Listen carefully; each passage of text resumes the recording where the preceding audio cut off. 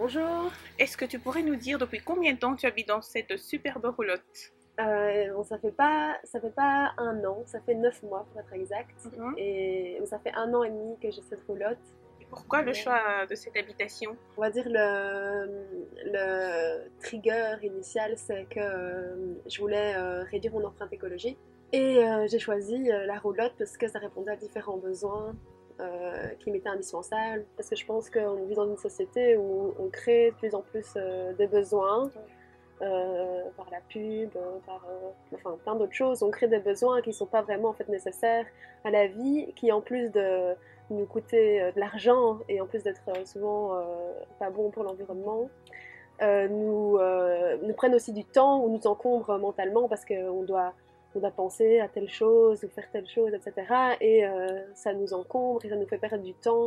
En fait, quand je compare par exemple à mes parents, enfin, moi j'ai toujours vécu avec mes parents dans une maison, voilà, une maison qu'ils avaient construite, et tous les week-ends ils passaient leur temps à entretenir la maison, à la laver. Ils n'avaient jamais de temps pour eux en fait. Parfait. Est-ce que tu pourrais nous faire visiter ta roulotte? Bien sûr. Bienvenue dans ma roulotte. Voilà, bienvenue chez moi. Ici c'est la cuisine, le salon, salle à manger, le bureau et ma chambre. Habiter dans une roulotte, est-ce que c'est un mode de vie ou bien c'est simplement un choix d'habitation? Non, c'est pas, pour moi, c'est pas juste une habitation, c'est un choix de vie.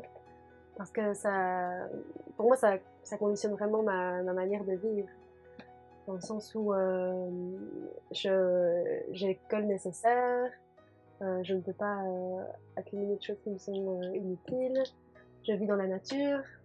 Voilà, je rentre chez moi, j'ai l'impression d'être en vacances en fait. C'est vraiment ça qui est aussi un aspect qui m'intéresse beaucoup, c'était ça, c'était l'esprit camping, vacances.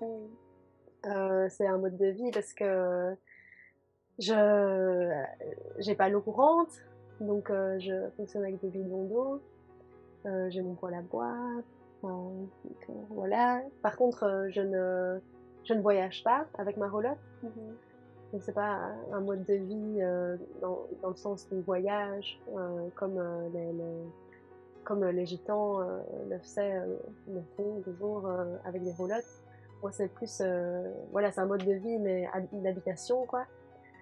Est-ce qu'on peut dire que la roulotte et ton autoportrait, elle te définit bien dans la quête, on va dire, des vérités sur l'habitation dont tu cherchais? C'est une question difficile. Je peux pas vraiment dire si c'est un autoportrait, mais pour moi ça fait partie de mon identité en fait. Quand on me demande de me présenter, c'est vrai que je vais souvent dire, en plus de voilà, je m'appelle Manon, je viens de tel endroit, etc. Mais je veux dire, j'habite en roulotte. Parce que pour moi, c'est quelque chose de revendicatif, pardon.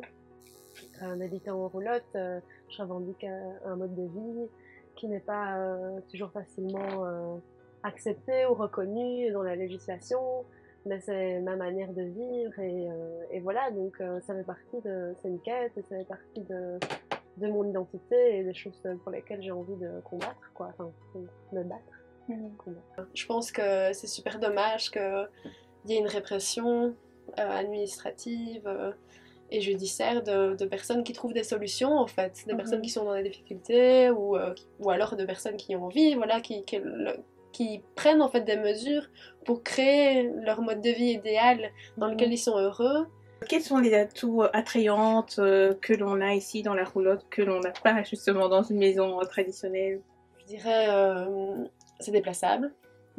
C'est déplaçable, donc c'est-à-dire que par exemple moi je sais pas encore mon métier où il va m'amener dans les prochaines années et je peux bouger avec ma roulotte, donc je peux me dire voilà, pendant un an j'ai un contrat à tel endroit, je peux bouger et ensuite aller à un autre endroit, je peux me mettre dans des endroits qui sont magnifiques. Être dans des endroits qui sont verts et qui me font vraiment du bien, surtout si on travaille voilà, si on travaille dans un bureau par exemple, c'est vraiment agréable de rentrer chez soi et d'être dans la nature.